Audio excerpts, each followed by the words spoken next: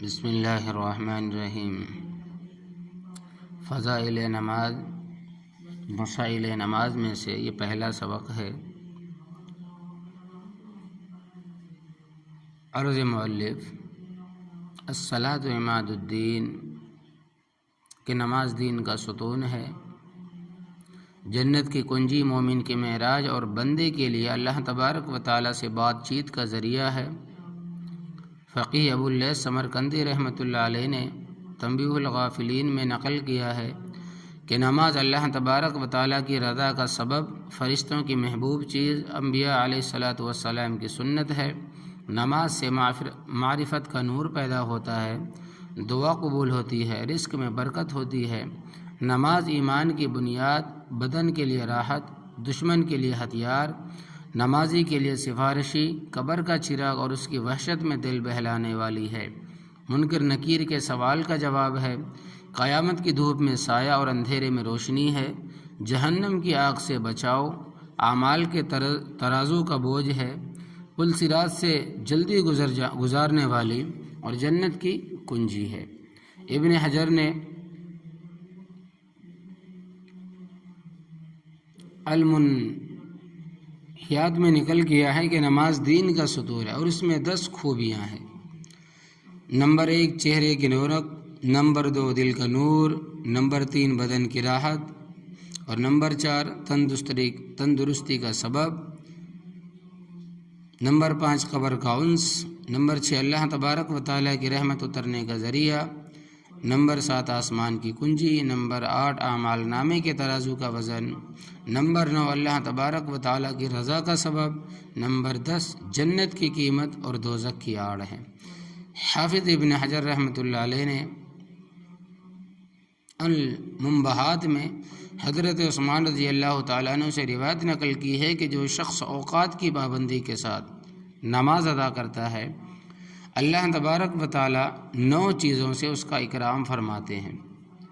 Number 1 اس کو اپنا محبوب بنا لیتے ہیں، نمبر 2 اس کو تندرستی عطا کرتے ہیں، نمبر 3 فرشتے اس کی حفاظت کرتے ہیں، نمبر 4 اس کے گھر میں برکت عطا کرتے ہیں، نمبر 5 اس کے چہرے پر صلح کا نور ظاہر ہوتا ہے، نمبر 6 اس کا دل نرم فرما دیتے ہیں، نمبر 7 میدان حشر میں اس کو پل صراط سے بجلی کی سی تیزی سے گزار دیں گے، نمبر 8 جہنم سے نجات عطا فرمائیں گے، نمبر 9 جنت میں نیک ساتھی عطا کریں گے۔ نماز اسلام کا دوسرا رکن ہے، لیکن تمام عبادات کو جامع اور تمام اعمال میں ان کو پہلی پوزیشن حاصل ہے۔ نبی کریم صلی اللہ علیہ وسلم کو اللہ تبارک و تعالیٰ کے دیدار کی دولت جو معراج کی رات عالم بالا میں میسر ہوئی تھی، معراج سے واپس آنے کے بعد دنیا میں یہ دولت نماز میں میسر ہوئی۔ اس لیے نبی کریم صلی اللہ علیہ وسلم نے فرمایا کہ الصلاۃ معراج المومنین، نماز مومن کی معراج ہے اور بندے کو اپنے رب کے ساتھ سب سے زیادہ قرب نماز میں ہوتا ہے۔ اسی لیے نبی کریم صلی اللہ علیہ وسلم نے فرمایا اقرب ما یکون العبد من رب فی الصلاۃ، نماز ہی غم گساروں کے لیے لذت بخش اور بیماروں کو راحت دینے والی ہے۔ نبی کریم صلی اللہ علیہ وسلم نے فرمایا کہ اے بلال مجھے راحت دے اور آنکھوں کی ٹھنڈک ہے۔ قرۃ عینی فی الصلاۃ، میری آنکھوں کی ٹھنڈک نماز میں ہے۔ دوسری جانب حدیث شریف میں ہے کہ نبی کریم صلی اللہ علیہ وسلم نے فرمایا قیامت کے دن آدمی سے سب سے پہلے نماز ہی کا حساب لیا جائے گا۔ اگر نماز درست ہوئی تو سارے اعمال درست ہوں گے، اور اگر نماز خراب ہوگی تو سارے اعمال خراب ہو جائیں گے۔ دوسری روایت میں ہے کہ وہ برباد اور نقصان اٹھایا۔ حضرت ابو سعید خدری رضی اللہ تعالیٰ عنہ سے روایت ہے کہ نبی کریم صلی اللہ علیہ وسلم نے فرمایا کہ جس نے جان بوجھ کر نماز کو چھوڑا، اس کا نام جہنم کے اس دروازے پر لکھ دیا جاتا ہے جس سے وہ جہنم میں داخل ہوگا۔ حضرت نوفل ابن مغیرہ رضی اللہ تعالیٰ عنہ سے روایت کرتے ہیں کہ نبی کریم صلی اللہ علیہ وسلم نے ارشاد فرمایا جس کی نماز فوت ہو گئی گویا اس کے گھر اور مال کو لوٹ لیا گیا۔ ایک حدیث میں ہے کہ بلا عذر جان بوجھ کر نماز چھوڑنے والے کی طرف اللہ تبارک و تعالیٰ قیامت کے دن التفات ہی نہیں کریں گے اور اس کو دردناک عذاب دیا جائے گا۔ ایک حدیث میں ہے کہ قیامت کے دن بے نمازی کے ہاتھ بندھے ہوئے ہوں گے، فرشتے منہ اور پشت پر ڈنڈے لگا رہے ہوں گے۔ جنت کہے گی کہ میرا تیرا کوئی تعلق نہیں، نہ میں تیرے لیے نہ تو میرے لیے۔ دوزخ کہے گی کہ آ جا میرے پاس، میں تیرے لیے اور تو میرے لیے۔ ایک حدیث میں ہے کہ جہنم میں ایک وادی لملم ہے جس میں بچھو اور سانپ ہوں گے اور ان کی لمبائی 1 ماہ کی مسافت کے برابر ہوگی۔ اس وادی میں بے نمازی کو عذاب دیا جائے گا۔ ایک حدیث میں ہے کہ جہنم میں ایک وادی ہے حب الحزن جو بچھوؤں کا گھر کہلاتا ہے، ہر بچھو کھچر کے برابر ہوگا، اس میں بے نمازی کو عذاب دیا جائے گا۔ بعض فقہا نے لکھا ہے کہ جو عورت سمجھانے کے باوجود نماز نہیں پڑھتی ہے اسے طلاق دے دو، اگرچہ مہر ادا کرنا مشکل ہو۔ قیامت کے دن بے نمازی خاوند بن کر پیش ہونے سے قرض کا بوجھ لے کر اللہ تبارک و تعالیٰ کے سامنے پیش ہونا بہتر ہے۔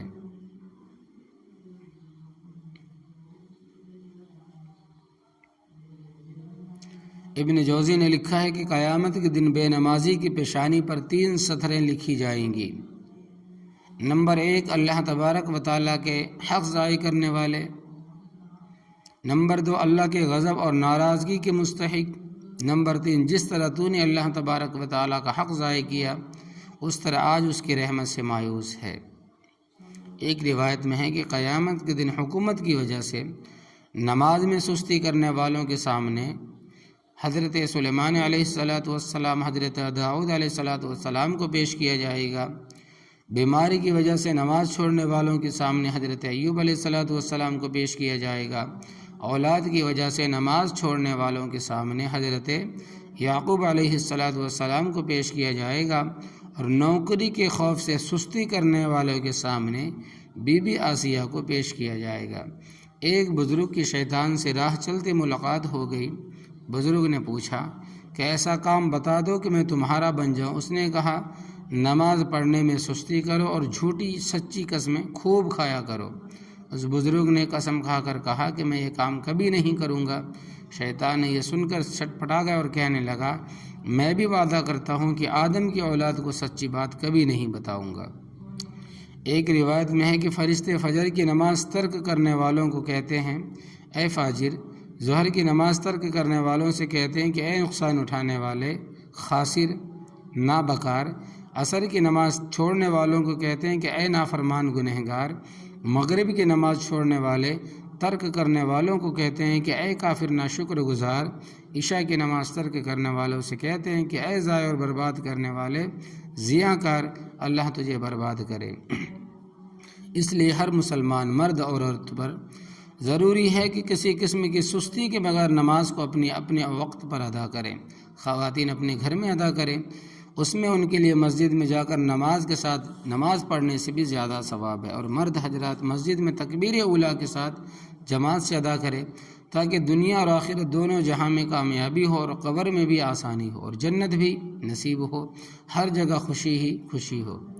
اور فرائض، واجبات، سنن موقدہ کے ساتھ ساتھ نوافل بھی کثرت سے پڑھنے چاہیے تاکہ فرائض میں کمی کوتاہی کی صورت میں تلافی کرنا آسانی سے ممکن ہو۔ اس میں مردوں کے ساتھ ساتھ عورتوں کو بھی پیچھے نہیں رہنا چاہیے۔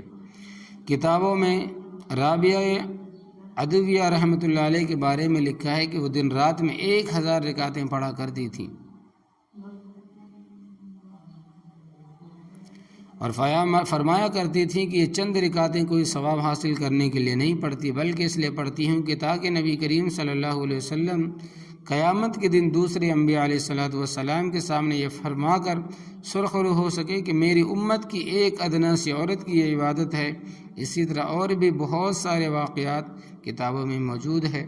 چونکہ نماز سب سے اہم عبادت ہے اور اس کے مسائل معلوم کیے بغیر اسے صحیح طور پر انجام دینا ممکن نہیں ہے، اس لیے بندے نے اللہ تبارک و تعالیٰ کی توفیق اور اس کے فضل و کرم سے نماز کے ضروری مسائل کو حروف تہجی کی ترتیب سے مرتب کیا ہے ساتھ ساتھ فضائل، حکمت، فلسفہ، سائنس کو بھی بقدر ضرورت شامل کیا ہے تاکہ جو لوگ مزید گہرائی میں جانا چاہتے ہیں ان کے لیے بھی تشفی کا سامان ہو۔ اور آخر میں جن لوگوں نے پروف ریڈنگ اور تخریج وغیرہ میں تعاون کیا ہے ان کا شکر گزار ہوں۔